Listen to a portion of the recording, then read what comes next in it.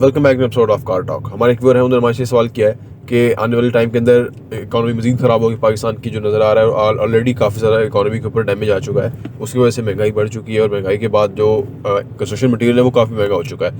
और अब वो कह रहे हैं पाकिस्तान के अंदर काफ़ी सारे प्रोजेक्ट जो हैं वो अभी ऑलरेडी काफ़ी इनकी स्पीड कम होगी और कुछ तो वो हैं जो कि बंद हो चुके हैं, उन पर काम नहीं हो रहा। तो जो आपके रियल एस्टेट प्रोजेक्ट्स हैं, क्या उनके अंदर काम होता रहेगा और क्या हम कैसे इसको गारंटी कर सकते हैं कि जो हमारे पैसे अगर हम इन्वेस्ट करते हैं आपके साथ तो वो सेफ रहेंगे? आइए बात करते हैं।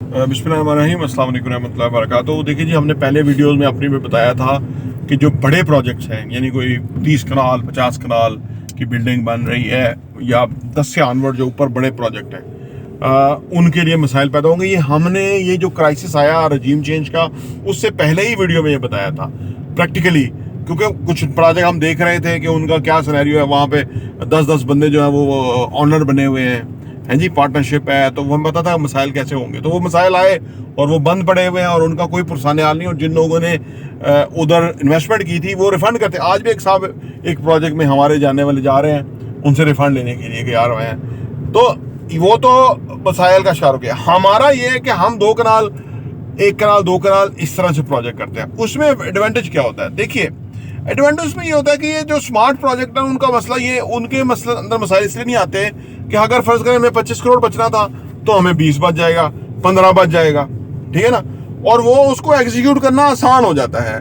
जैसे हमने स्टील पहले ऑर्डर करा दिया, बुक करा दिया, तो अब स्टील हमें आ जाएगा, रेट नहीं पड़ेगा और आसान भी है कि आपकी डील बन जाए। फिर आपने कंक्रीट का मामला कर लिया तो आप कंक्रीट आपका लॉक हो गया, आपने एडवांस दे दिया। फॉर एग्जांपल आपने स्टील 10 करोड़ का बुक किया है, 5 करोड़ पहले दे दिया, रेट लॉक हो गया, अब आपका उसी रेट पे आता रहेगा। हम टेंशन फ्री हो जाएंगे कि आप वो चीज बन जाएगी। देखिए, काम मुकम्मल करने की ना टेक्निक है। अगर आप वो जो पैसा डाउन पेमेंट की शक्ल में इकट्ठा हुआ था, जो लोग गलतियां करते हैं, जिन्होंने अपनी साख नहीं बचानी होती, तो वो क्या करते हैं, वो 5 करोड़ उठा के किसी जगह इन्वेस्ट कर देते हैं। अब वो वहां से आते हुए टाइम लग जाता है, प्रोजेक्ट डिले हो जाता है, लोग तंग पड़ जाते हैं, तो वो मसाइल पैदा हो जाते हैं, ठीक है ना। तो ये इसकी सारी मैनेजमेंट है कि कौन कैसे करता है। बड़ों में मैनेजमेंट इसलिए, बड़े प्रोजेक्ट्स के अंदर मैनेजमेंट इसलिए नहीं हो सकती कि वो आपको, एक तो पार्टनर ज्यादा है, दूसरा अगर फर्ज करें लेंटर डालेगा तो 20 करोड़ का एक्सपेंस है, 2 कनाल में लेंटर डालेगा तो 3 करोड़ का एक्सपेंस है, ठीक है ना। तो वो मैनेजेबल है उस हिसाब से। तो वो जो छोटा हल्का बोझ है ना, वो जल्दी आप उठा सकते हैं, लेकिन जो बड़ा बोझ है वो नहीं उठता, उसमें मसाइल पैदा होते हैं, जो कि अभी हुए हैं। अब आपने बात किया जी आने वाले टाइम में प्रोजेक्ट नहीं बन रहे या जो रुक गए हैं और ये वो। देखिए, जहां तक कुछ रुक गए हैं वो तो बड़े ही रुके हैं, छोटे तो नहीं रुके हैं, वो तो उन्होंने करने ही करने हैं। मैंने अर्ज किया ना कि उनका प्रॉफिट ही कट होगा, कोई बात नहीं, नुकसान तो नहीं हुआ ना। 25 बच रहा था, 15 बच रहा है, फिर भी 15 करोड़ तो बच रहा है ना। काफी कुछ लोगों को तो और कामों में तो नुकसान भी हो जाते, तो कंस्ट्रक्शन में नुकसान नहीं है, लेकिन थोड़ा सा अक्लमंदी से टाइमिंग को देख के उस हिसाब से चलना होता है, तो वो नुकसान नहीं है। अच्छा, अब आपने कहा कि आगे प्रोजेक्ट जो है वो बनेंगे नहीं, और यही हम आप बता रहे हैं कि यही बाइंग टाइम है, क्योंकि आगे प्रोजेक्ट बनेंगे नहीं। डिमांड सप्लाई है ना, जब पीछे सप्लाई खत्म हो जाएगी तो डिमांड बढ़ जाएगी, जब डिमांड बढ़ जाएगी तो कीमतें बढ़ जाएंगी, तो फिर आपकी फिजिबिलिटी आउट हो जाती है। तो इसलिए इस वक्त जो लोग खरीदारी कर लेंगे वो आने वाले टाइम में उनको फायदा होगा। अब फाइनली आखिरी बात ये कर लें कि जी आने वाले टाइम में जबकि कंस्ट्रक्शन महंगी हो गई, प्लॉट्स की कीमतें महंगी होगी, तो प्रोजेक्ट्स जो है ना वो कौन कैसे करेगा। देखिए, अगर कीमतें डबल भी हो जाए ना, तो सारा अफेक्ट जो है वो तो कस्टमर के ऊपर ही पड़ेगा। और कस्टमर जिसकी फर्ज करें 100 में से पहले 30 लोग ले रहे थे, अब 20 ले देंगे।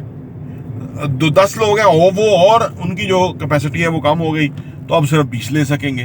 तो काम चलते रहते हैं।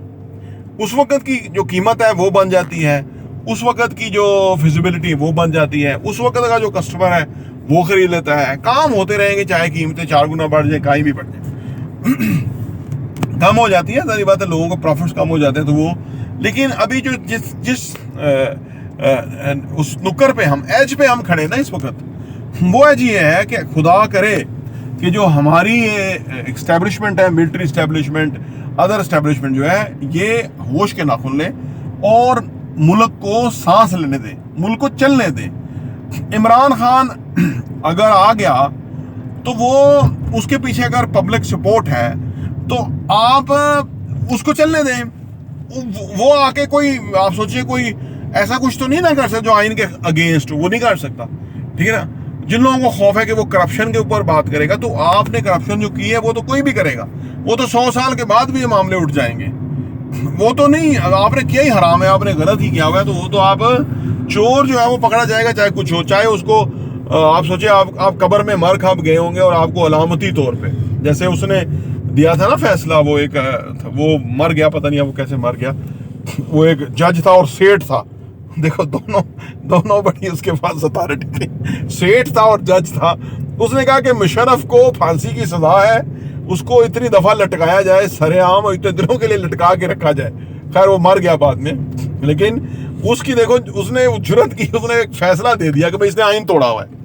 इस तरह आने वाले टाइम में जुर्रतमंद लोग पैदा होंगे और वो इस तरह के फैसले देंगे क्योंकि उसने आइन तोड़ा हुआ था। और अल्लाह के यहाँ भी मुशर्रफ जाके जवाब देगा भी तूने आइन क्यों तोड़ा था, तेरी तो औकात ये थी कि तूने तो इस मुल्क के अफवाज के लिए खड़ा किया था, तूने आगे सारा सिस्टम ही वो कर दिया और जाके उधर अमेरिकन के आगे लेट गए। तो ये मैंने करने का मतलब ये है कि ये जो हम एज पे खड़े हुए हैं, यहां से बेहतरी की तरफ हमने जाना है। ये खाई, इससे नीचे कोई खाई नहीं है जो हम पहुंच गए हुए हैं। 5 अरब डॉलर की हमारी इंपोर्ट्स वहां पड़ी हुई हैं, एक आने की क्रेडिबिलिटी इस हुकूमत की नहीं है। वो लोग बदवाएं झोलियां उठा के दे रहे हैं। आटा गरीबों में बांटने में 20 अरब रुपए की करप्शन कर चुके हुए हैं ये लोग, ठीक है ना। तो यानी और कौन यानी गिरावट के कौन से आला मेयार रिकॉर्ड कायम करने हैं जो अभी रह गए हैं। वो जो दवाई लेने गया वापस नहीं आया, उसके भाई की हुकूमत है जी। वो स्टैब्लिशमेंट भी उसको कहती है, वो इतना दिलेर आदमी है, उसे कहती है आ जाओ यार, आ जाओ, कोई नहीं बात, हम कोई बीच बचाव कराएंगे, जान छुड़ा देंगे, लेकिन आवाम से उसकी जान नहीं छूट रही। तो मामला यह है कि इस एज पे पहुंच गए हैं, इससे हमने अब बाउंस बैक ही करना है, और ये माजी में भी हम करते हुए हैं बाउंस बैक। अब हमने बाउंस बैक करना है, तो उसके बाद ये जो मामलात हैं वो बेहतरी की तरफ चले हैं। उसकी वजह देखिए, अभी 1 करोड़ लोग पहले ही हमारे पाकिस्तान से बाहर थे। 7.5 लाख बंदा पिछले साल पाकिस्तान छोड़ के बाहर सेटल हुआ है। 2 लाख बंदा 2023 के जनवरी फरवरी में 2 महीनों में वो सेटल हुआ है। तो ये सब लोग पैसा भेजेंगे, पाकिस्तान चलेगा, लेकिन यहाँ पे लोगों की पसंद की हुकूमत आ जाए। यहाँ वो आप सोचिए कि महीने का 30 अरब डॉलर भी भेज सकते हैं, और हो सकता है 40 अरब डॉलर भेज दे, लेकिन अगर उनकी हुकूमत आ जाए जो उनको वोट का हक दे, जो उनको जो है ना रिस्पेक्ट दे, बाहर गए हैं पैसा भेजते हैं, उनकी इज्जत होनी चाहिए, ठीक है ना।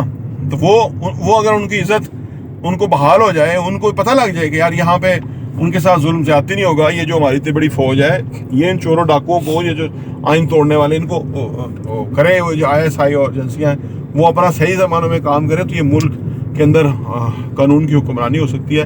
ओवरसीज़ यहाँ पैसा लेके आ सकते हैं, वो पैसा भेजेंगे, वो यहाँ पे असासे खरीदेंगे, रियल एस्टेट इंडस्ट्री जो है वो, कंस्ट्रक्शन इंडस्ट्री जो है वो बूम उसमें आएगा और पाकिस्तान तरक्की करेगा। तो ये सिंपल फनामना उन्हीं को समझ नहीं आ रहा, वो जो जिनका बंदा एक दवाई लेने गया हुआ है और जिनका एक बंदा मुल्क उल्टा के चला गया, जनरल बाजवा, उनको नहीं समझ आ रहा। बाकी सारी जाने तो जाने, गुल ही ना जाने, बाग तो सारा जाने, सारी दुनिया को पता है। इंटरनेशनल मीडिया चीख रहा है, पाकिस्तानी लोग जो है वो चीख रहे हैं, लेकिन इन दोनों गूफ जो अथॉरिटी है इनको समझ नहीं आ रही। प्रॉपर्टी टीवी देखने का बहुत बहुत शुक्रिया।